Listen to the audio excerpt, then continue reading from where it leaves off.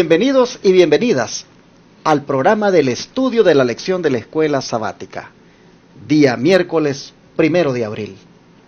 Hoy es noche de oración y testimonios en nuestra iglesia Advenimiento del Séptimo Día Los Tres Ángeles de la ciudad de Irving, Texas.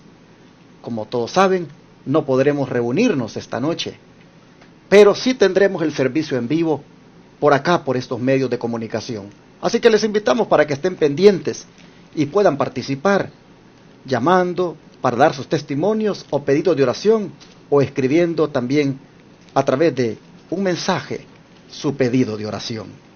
No se lo pierda esta noche, repito, a las 7:30, noche de oración y testimonio en vivo por Advenimiento TV y Radio Advenimiento. Mientras tanto, por acá seguimos alimentándonos a través de estos medios, como ya dije, de comunicación, que por la gracia de Dios, estos no les ha pegado el virus. Estos están, por la gracia de Dios, limpios para poder compartir el mensaje de la verdad presente con ustedes. Vamos al estudio de hoy, y una vez más me acompañan para desarrollarlo mis queridas hermanas Patricia Orellana y también Emily Dimas. ¿Cómo estás, Patricia? Sí, feliz día para todos. Es un gozo estar aquí nuevamente y compartir estas palabras que el Señor nos ha dejado, y esperamos que sea de gran bendición para ustedes. Sí, hermanos, es un placer estar con ustedes otra vez estudiando la palabra de Dios. Habiendo ya introducido a mis acompañantes, vamos a orar. Patricia, ¿quieres orar? Claro. Querido Padre que estás en los cielos, te damos gracias, Señor, porque nos has dado la vida. Gracias, Señor, por tus bendiciones, por lo bueno que eres por nosotros. Te pedimos, Señor, que en este día sea de gran bendición este estudio, y que tú puedas bendecir a cada una de las personas que están escuchando o viendo. Que sea, Señor, de agrado, y que ellos también puedan ser bendecidos. Gracias nuevamente, y que nos des palabras, Señor, para dirigir este programa. En el nombre de Jesús, amén. Amén. Como saben, el título de la lección para esta semana es Un pacto de gracia. Nosotros hemos visto que este pacto fue prácticamente planificado allá en los concilios celestiales y fue confirmado el día cuando Adán pecó, y fue ratificado el día cuando Cristo murió. Pero ahora surge una pregunta en la lección de hoy, y es que si ese pacto de gracia viene desde antes que el mundo fuera creado, se le confirmó a Adán, también se lo hizo con Abraham, surge esta pregunta: ¿por qué se estableció otro pacto en el Sinaí? ¿Y cuál era su propósito? Así, el día de hoy, bajo el título El pacto en el Sinaí, vamos nosotros a mirar el por qué. ¿Por qué se estableció otro pacto en el Sinaí cuando ya Dios lo había en su mente, repito, fraguado con su Hijo Jesús? Lo confirmaron a Adán y luego se lo ofrecen a Abraham, lo hacen con Abraham, y ahora vemos que aquí en el Sinaí se vuelve a establecer dicho pacto. ¿Por qué? ¿Cuál era su propósito? ¿Es este otro pacto o es el mismo? Y si es el mismo, ¿por qué otra vez aquí se establece en el monte Sinaí? Patricia, ¿por qué razón habrá sido? Vamos a ir a Deuteronomio 4, 35 al 37. Deuteronomio 4, 35 al 37 dice: Y a ti fue mostrado para que supieses que Jehová es Dios, no hay otro fuera de él. Después el cielo te hizo oír su voz para enseñarte, sobre la tierra te mostró su gran fuego, y has oído sus palabras en medio del fuego. Y porque él amó a tus padres, escogió a su simiente después de ellos, y te sacó delante de sí de Egipto con su gran poder. Vemos que el pacto se estableció en el Sinaí para que ellos supieran quién era Dios, y también para que ellos pudieran ver que no había otro Dios más que el Dios vivo. Interesante. Para que supieran que Él era Dios y que no había otro fuera de Él. Surge la pregunta: ¿no sabían ellos entonces nada acerca de Dios? ¿No sabían ellos quién era Dios? Hermanos, es que después de tantos años de estar de esclavos en Egipto, ellos prácticamente habían perdido de alguna manera el conocimiento en sí de quién era Dios. De manera que el Señor hace el pacto con ellos en el monte Sinaí para que ellos sepan quién es Dios de verdad, y se les muestra de una manera imponente, de una manera contundente allí, dice, en medio del fuego, dice, con palabras que salían de en medio del fuego, y ellos supieron quién era Jehová, el Dios Todopoderoso. Pero también dice que les dio ese pacto, lo estableció allí para enseñarles. Y efectivamente, les enseñó a través de un sistema de leyes, todo lo relacionado a la gracia del Señor. Así que establece su pacto para que sepan quién es Dios y para enseñarles acerca de su plan de salvación. Qué interesante esto. Cómo el don profético Emily nos lo amplía y lo confirma. Durante su servidumbre el pueblo había perdido en alto grado el conocimiento de Dios y de los principios del pacto de Abraham. Al libertarlos de Egipto, Dios trató de revelarles su poder y su misericordia para inducirlos a amarle y a confiar en él. Los llevó al Mar Rojo, donde perseguidos por los egipcios parecía imposible que escaparan, para que pudieran ver su total desamparo y necesidad de ayuda divina. Y entonces los libró. Así se llenaron de amor y gratitud hacia él y confiaron en su poder para ayudarles. Los ligó a sí mismos como su libertador de la esclavitud temporal. ¿Qué te parece si te quedas hasta aquí para que Pati lea la siguiente parte, pero hacemos un comentario de esto que has leído? ¿Hay algo que te impacta, que te llama más la atención? Sí, me llama la atención cómo el Señor los llevó allí al Mar Rojo, exactamente donde dice que parecía imposible que ellos escaparan. El Señor, por medio de su ley, nos quiere demostrar de que nosotros sin Él somos nada, que nosotros siempre debemos depender de Él.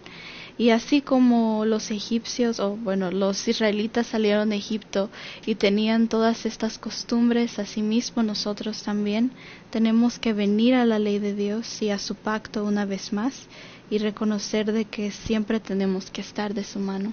Amén. ¿Qué dice la siguiente parte? Dice, pero había una verdad aún mayor que debía grabarse en sus mentes.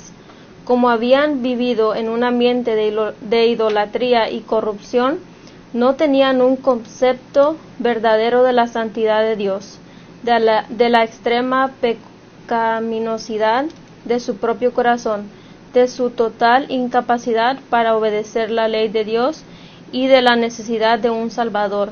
Todo esto se les debía enseñar, dice. Vemos como ellos, como salieron de un ambiente de idolatría, dice, y corrupción, ellos tenían que volver a aprender, a obedecer la ley de Dios. Esta declaración está en Patriarcas y Profetas, página 388, pero miren todo lo que estaba involucrado en ese momento cuando se vuelve a establecer el pacto en el Sinaí con Israel.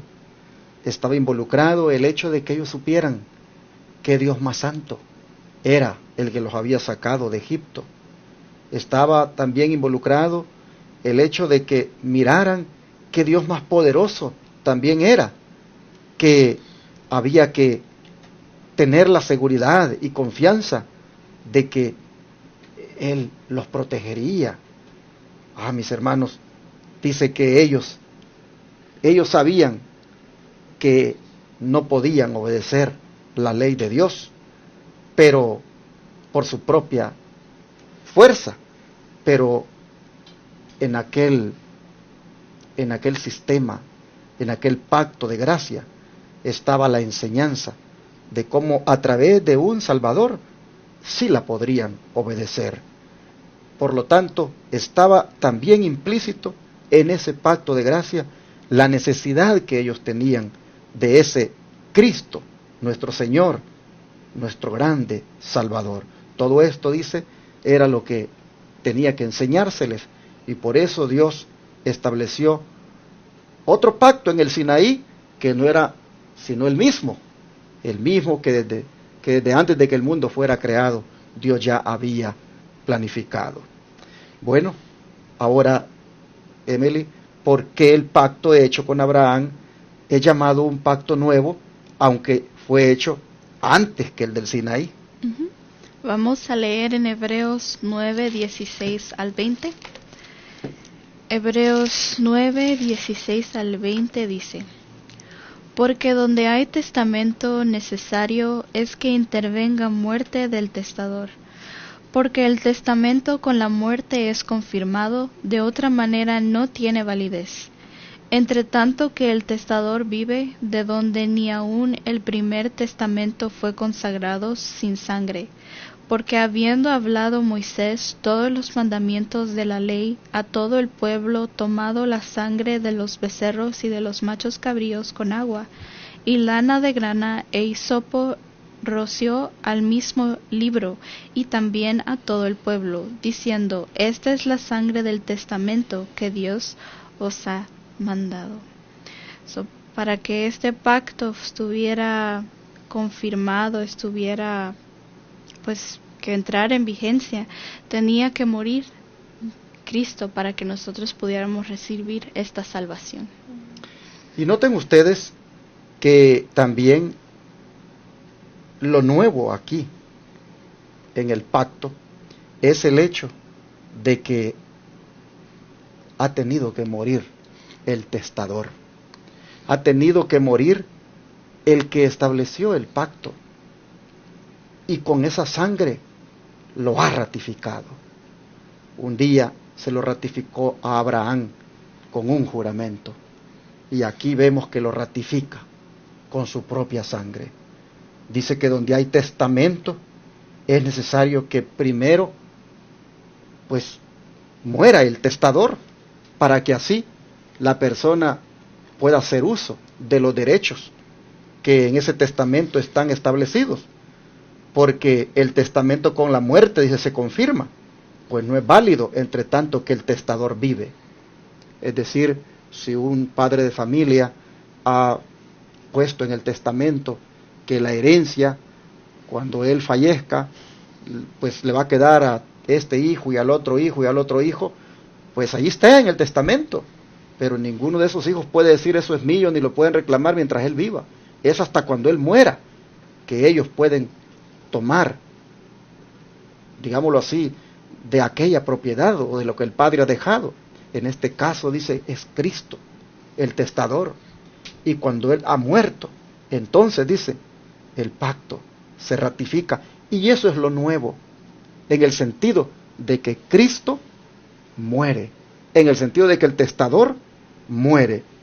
Pero, hermanos, eso ya había venido siendo tipificado, simbolizado, a través de todos aquellos sacrificios que se vinieron ofreciendo desde el día de Adán para acá. En la sangre derramada de aquellos animalitos se venía enseñando. En ese pacto de gracia que Dios estaba ofreciéndole al hombre, venía el Señor diciéndoles que de la misma manera la sangre del testador, o sea de Cristo, se derramaría, y eso es que lo haría nuevo al pacto que siempre había existido. Aunque se había hecho con Abraham, nosotros vemos que las Escrituras se refieren a él como nuevo pacto. Vamos a mirar cómo el don profético nos lo dice. Muy bien, dice: Aunque este pacto fue hecho con Adán y más tarde se le renovó a Abraham, no pudo ratificarse sino hasta la muerte de Cristo. Existió en virtud de la promesa de Dios desde que se indicó por primera vez la responsabilidad de redención. Fue acepto por fe, no obstante, cuando Cristo lo ratificó, fue llamado el pacto nuevo. La ley de Dios fue la base de este pacto, que era sencillamente un arreglo para restituir al hombre de la armonía con la voluntad divina, colocándolo en situación de poder obedecer la ley de Dios, dice. Vemos que pues así como el Señor vino a morir por nosotros, y Él espera que nosotros también podamos obedecer la ley de Él, para que igual sea un pacto en nosotros obedecer esa ley tan importante. Vamos a mirar la segunda parte. Sí. Otro pacto llamado en la Escritura el Pacto Antiguo se estableció entre Dios e Israel en el Sinaí, y en aquel entonces fue ratificado mediante la sangre de un sacrificio. El pacto hecho con Abraham fue ratificado mediante la sangre de Cristo y es llamado el segundo pacto o nuevo pacto, porque la sangre con la cual fue sellado se derramó después de la sangre del primer pacto. Aquí nosotros vemos que, como dijo el pastor, la única diferencia entre estos pactos fue la muerte de Cristo, que ahora en vez de un sacrificio, Cristo vino a morir para ratificar el pacto. Amén. Así esta mañana o esta tarde, noche, damos gracias a Dios por nuestro Señor Jesucristo, que con su sangre preciosa ratificó el acuerdo de salvar a la raza humana. Damos gracias a Dios que el Dios que tenemos es un Dios todopoderoso, que nos ha enseñado a lo largo de las Escrituras su plan de redención. Y en este día creo que es un buen momento para pedirle al Señor que todos nosotros entremos en ese nuevo pacto en el cual la sangre de Cristo es la que le da su debido valor, su ratificación, pero que de la misma manera nosotros miramos que la ley de Dios sigue siendo la base de dicho pacto. Vamos a orar en este momento y agradecerle a Dios por su compromiso, por su gran acuerdo de querer salvarnos.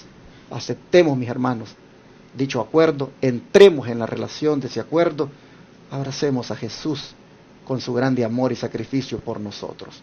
Vamos a arrodillarnos para orar. Amado Dios y Padre, no cabe duda que tú te has propuesto desde antes a las personas enseñarles en relación con tu gran plan de salvación, con ese pacto de gracia que tú desde antes de la fundación del mundo ya tenías planificado.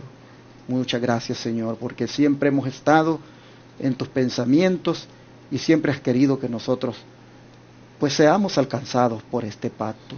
Hoy queremos suplicarte que haya en nosotros deseos, voluntad de querer mantenernos dentro de este pacto de gracia, pero que al mismo tiempo, Señor, nos propongamos, como resultado de la gracia, obedecer tus mandamientos, respetar tus leyes. Gracias porque la sangre preciosa tuya es la que hace posible que nosotros seamos salvados, seamos limpiados y perdonados. Oh Padre, cómo fue necesario que como testador tuvieras primero que morir para que estas promesas, oh Señor, las hagamos nuestras. Gracias por tu amor, gracias por tu misericordia, gracias por tu gracia. Te lo agradecemos en el nombre de Jesús. Amén.